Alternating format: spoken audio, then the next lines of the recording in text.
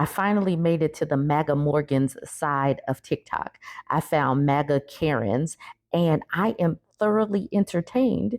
These women simply they really think that we're coming for them, like we have like we have energy for these people. They're like they have a movement where they're like going to fight back against the liberal women that are coming for them. So this is one woman. She is really excitedly talking about her FAFO movement, and Southern women have been summoned. And I am thoroughly confused as to which women are coming for her.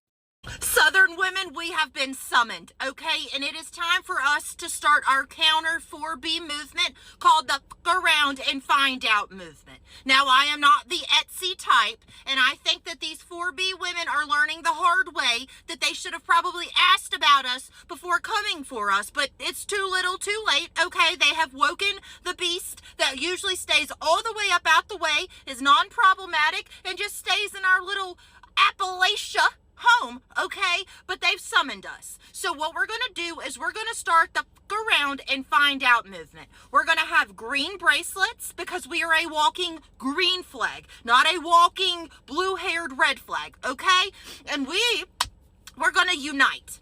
And it goes without saying, honey, we all ride at dawn, but don't worry, we will be home in time from the Molly Wapization that's about to happen, in time to get the casserole and the bread out of the oven. And then we got MAGA Heather with her tagline, to the liberal women vowing to come after conservative women. We don't measure gauges the same way. Ladies, what liberal women are coming for conservative women?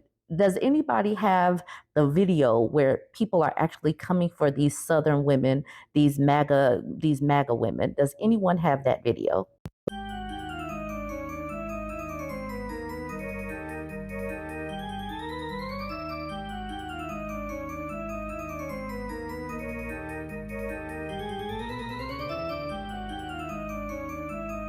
Because we got MAGA Christie here, and she's showcasing her leggings that can keep her pew pew in it.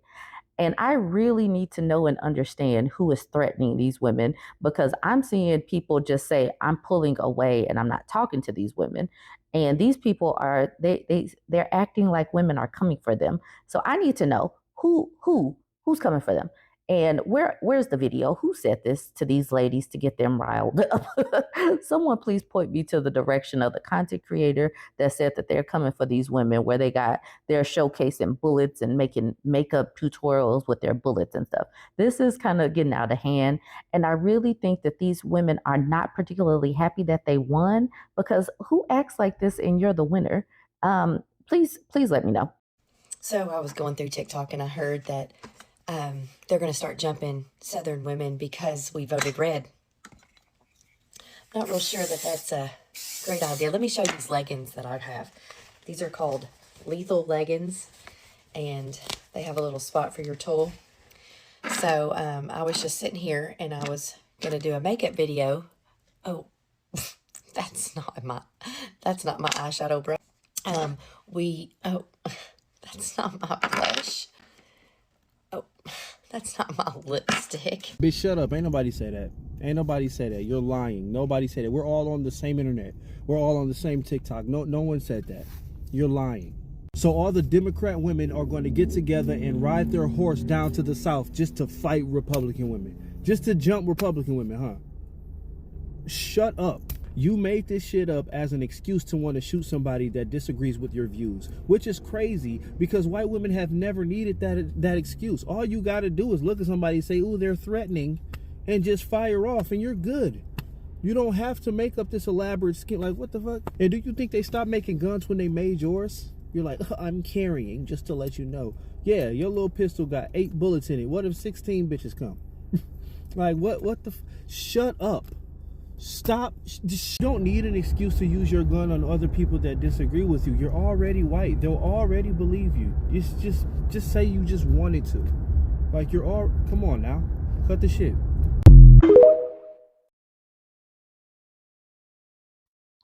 I've been on team let the birth rate plummet to hell for a while now.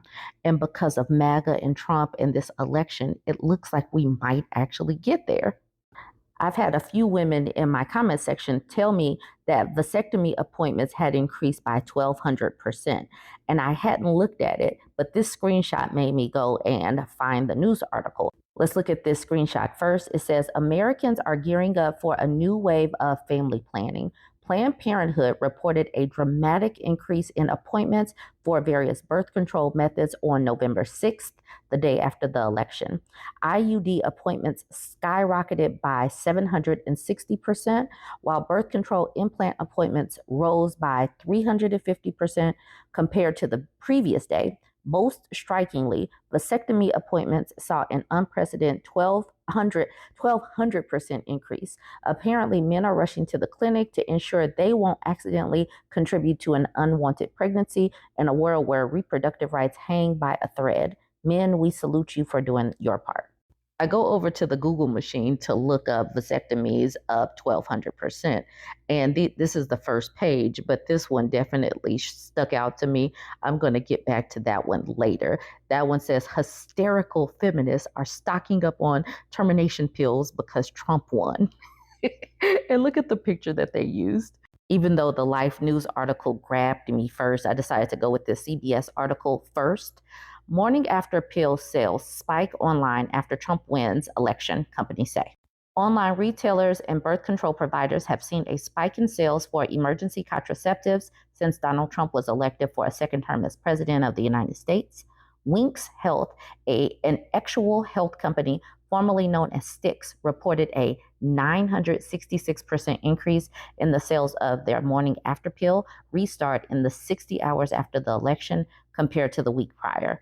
Wisp, an actual and reproductive telehealth company, similarly reported a 1,000% increase in sales for emergency contraception from November 5th through the 6th.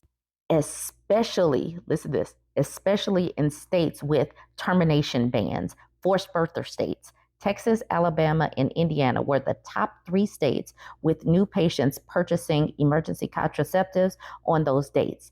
Texas, Alabama, and Indiana. We saw a similar situation unfold when Roe v. Wade was overturned and are not surprised that women are once again taking their health care into their own hands by stockpiling these medications. Appointments and searches for long-acting reversible birth control methods also surged following the election. Planned Parenthood, a nonprofit that provides actual and reproductive health services and information, reported appointments for IUDs. They increased by 760% on November 6th. Appointments for birth control implants increased by 350% compared with the previous day, and vasectomy appointments increased by 1,200%. Americans may be rightfully feeling fearful and worried about the prospect of further restrictions on our freedoms to control our bodies. Waking up on November 6th, they rushed to Planned Parenthood for help. Danica Servino-Wynn, Vice President of Care and Access for Planned Parenthood Federation of America, said. Once again, women in these states, these forced birther states, Texas, Alabama, and Indiana, were the top 3 states with new patients purchasing emergency contraceptives. Okay, cool. Now let's go to this article from Life News, because apparently it's just hysterical feminists that are stocking up. That's it. Even though it said what? Texas, Alabama, and Indiana. Is that where the bastion of hysterical feminists are? All right, let's get to the article. Former President Donald Trump is now president-elect, and some women are responding by hoarding some abortion drugs. So keep in mind, this is the exact same topic, but how they write about it is so interesting. It says women who are pro-abortion are using their social media platforms to tell others that they need to stock up on Plan B, the morning after pill, and other forms of so-called emergency contraception. Like, why is it so-called? Before Trump takes office in January, one user stated on TikTok that women should buy boxes of Plan B to keep on deck until the next election. A woman responded on X stating, "I'm so seriously about to buy a box per paycheck until I can't anymore." According to the Washington Post, several big-name pro-abortion organizations have been receiving higher than normal numbers of women seeking chemical abortion since the election. Among them is Aid Access, which is considered to be one of the largest abortion pill suppliers. They have reportedly received 10,000 requests for the medication in the 24 hours after the election was called for the Republican nominee early Wednesday, roughly 17 times the 600 that the organization typically gets in a day. Additionally, the telehealth nonprofit that prescribes abortion drugs, Just the Pill, claimed 22 of its 125 orders from Wednesday through Friday were from people who are not pregnant. Plan C is another source for chemicals from abortion, and they've reported receiving 82,200 visitors to its website on Wednesday, compared with the approximately 4,000 to 4,500 visitors per day leading up to the election. However, the increased demand is not exclusively geared towards birth control and abortion pills. On Wednesday, Planned Parenthood announced that the amount of scheduled vasectomy appointments increased by 1,200%, with a 760% rise for IUD appointments. Wix Health also shared that their sales went up significantly. Co-director of Plan C, Elisa Wells, feels that part of the significant uptick in women seeking abortion-related information has to do with their fears. They put fears in quotes that the Trump administration will put an end to the mailing of abortion drugs, a process numerous experts have deemed highly unsafe for women. But allegedly, people feel extremely, understandably concerned about their ability to get the care they need. And that is true because they are looking to reinstate or reactivate the Comstock Act, which will put an end to telehealth and mailing out of drugs that women need. I just found how they worded this and that they put the vasectomy section like way, way, way, way down the article to be quite funny. And like I said, they're pinning all of this uptick on hysterical feminists, but women all over the country are going to be feeling this, and the birth rate is definitely going to plummet to hell. And I do want to highlight, like Ella says, these bans are going to impact women who want to have kids that are furthering their families. It's impacting married women. It is impacting Christian women. But Ella says, the big irony is that these bans mostly impact women who want to have kids. Child-free women will just get IUDs, sterilization, birth control, etc., which aren't 100%, but are 99%. The vast majority of women who suffer medical trauma and death from these bans are going to be the people who voted for them. Something, glass houses, divine justice, God is brutal. Yes, they are going to be in their find out season, and then they're going to be hand wringing, wondering why doctors can't help them. They can't help them because your states decided that that women can just expire in parking lots, and that emergency room doctors don't have to help them. I got this comment from someone saying, I do research on a variety of subjects, including authoritarian rulership. Since Roe v. Wade has been overturned, more women are getting their tubes tied, men are getting vasectomies. They really thought that they were going to be able to improve the birth rates, but all they're doing is pushing it further and further to hell.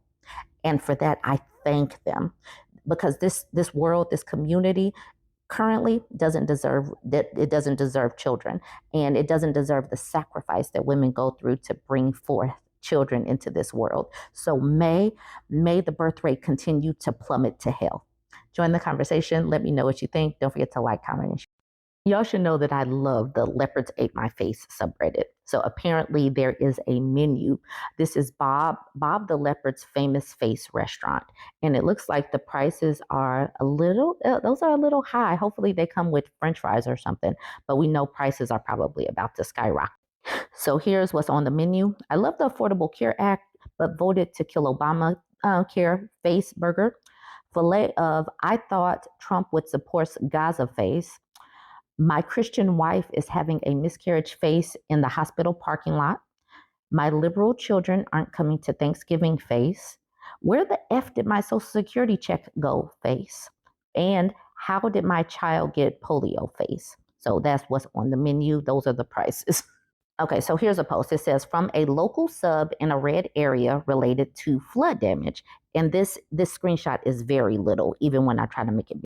Okay, so this is really small. But the first question asks, Did the FEMA stopgap bill ever get passed? And then the next person responds, nope, it was blocked by Republicans again. All right, now this person says it was passed on September 25th, although some Republicans voted against it.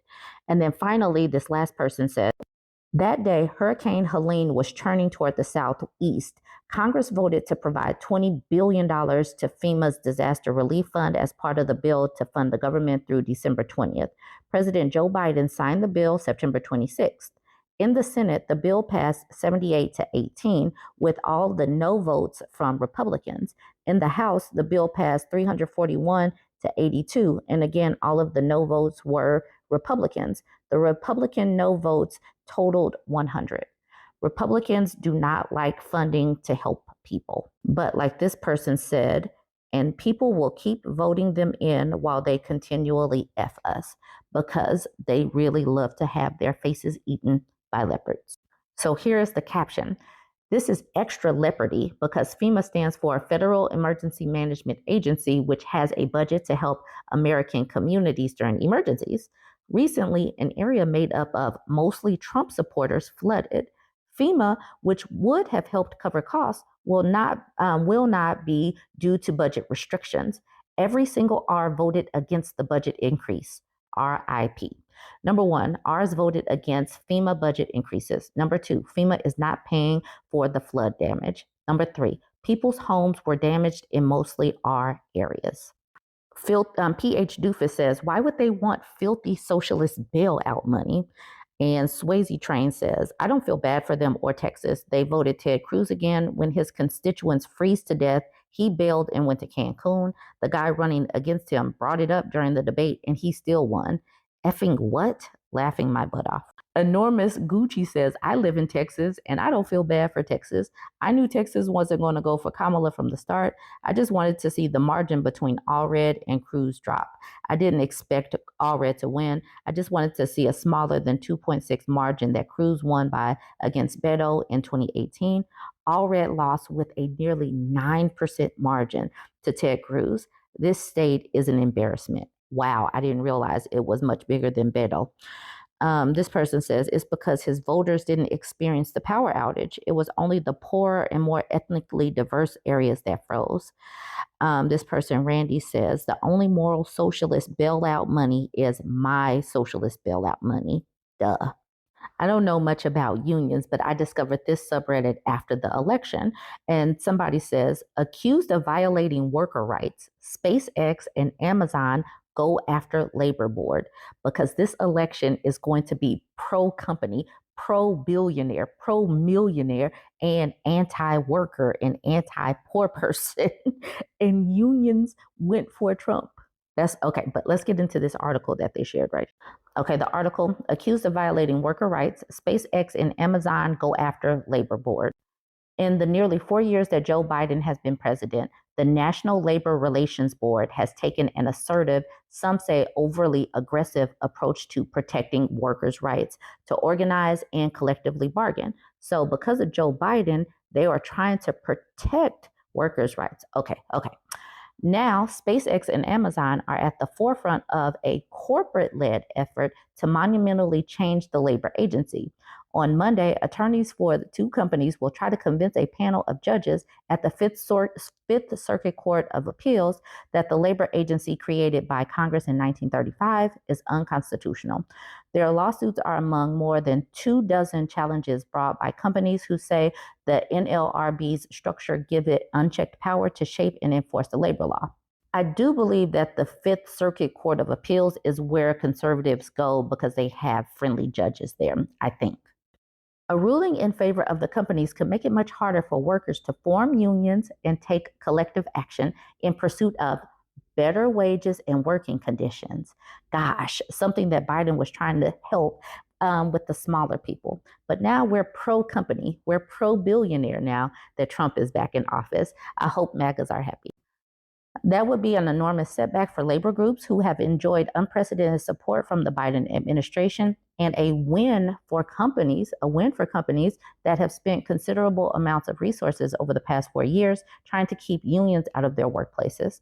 Complicating matters is the fact that President-elect Donald Trump has named SpaceX founder and CEO Elon Musk to co-lead a new commission focused on dismantling government bureaucracy, slashing spending, and jobs. Whether the NLRB is one of the agencies Musk will advise on remains unclear. So they want to slash jobs and they want people to have babies. And this makes sense to these people. It makes sense to them. Ultimately, these cases could make their way to the Supreme Court, which is very conservative and pro-Trump. Board found fault at Amazon and SpaceX. The lawsuits brought by Amazon and SpaceX came after the NLRB issued complaints of its own.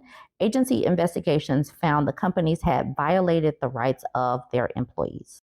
At Amazon, the issue was the company's refusal to collectively bargain with Amazon labor union. Workers at Amazon Staten Island, New York warehouse voted to unionize in 2022. At SpaceX, the complaint involved 8 employees who said they were fired in retaliation for speaking critically of Musk. Both companies argued that the labor agency structure violates the separation of powers. The NLRB routinely exercises authority to prosecute alleged violators of federal labor law, define the legal standards that govern the prosecutions, and weigh the facts necessary to find a violation, with the only limited judicial review by Article 3 courts, attorneys for SpaceX wrote in a court filing. So we're going to see if that goes up to the Supreme Court, which is pro-Trump, and is going to, probably screw the little guys. It's probably screw the unions, and the unions are pro-Trump too. So they voted to get screwed like this. Yay, leopards are eating faces.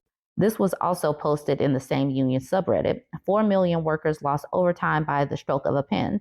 Remember, Trump says he's going to get rid of taxes on overtime. And that's why this person says, oh, so that's how we're getting rid of taxes on overtime. Yes, because he plans on getting rid of overtime. And I know that this is during the Biden administration, but it was a Trump judge that axed this plan. But let's get into this article real quick. Judge rejects Biden's overtime rule benefiting 4 million U.S. workers. A federal judge in Texas entirely eliminated a rule from President Joe Biden's administration that expanded overtime protections for workers by requiring employers to pay overtime premiums to more salary people, multiple outlets reported, eliminating one of its highest profile Labor Department rules enacted during the Biden administration. And so what these conservatives do, they go to Texas where they're going to find friendlier judges.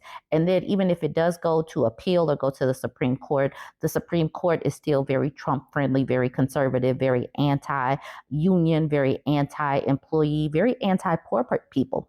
And so they're still going to rule for the companies and billionaires. Judge Sean D. Jordan in the U.S. District Court for the Eastern District of Texas, who was appointed by President-elect Donald Trump in his first term, said the Labor Department went beyond its authority when implementing the rule. The rule had the potential to make about 4 million more salaried workers eligible for overtime pay, the Labor Department said. The first phase of the rule went into effect on July 1st and raised the salary threshold to be eligible for overtime from around $35,000 to almost $44,000. So I hope people are happy. And you know what? I bet you the people that voted for this were living in poverty and could have used that money. But now you don't have it. Hope you really enjoy this Find Out season. Let me know what you think about this one. Don't forget to like, comment, and share. MAGA family, I was on TikTok Live, and a fellow Trump supporter said that all he needed was my vote. I'll never be part of the MAGA family. And that I'm black, I'll never be accepted, but he just got my vote. Nah, that's crazy. Like, I love MAGA Nation, I love the MAGA family, and that breaks my heart that someone would speak to me like that right after the election, that all I was a vote? Nah, I love all you guys, and I know most of you MAGA family members are not racist, and I love you guys, and I'll keep repping MAGA Nation, Trump 2024, but that really broke my heart that some guy would say that. Extremely heartbroken.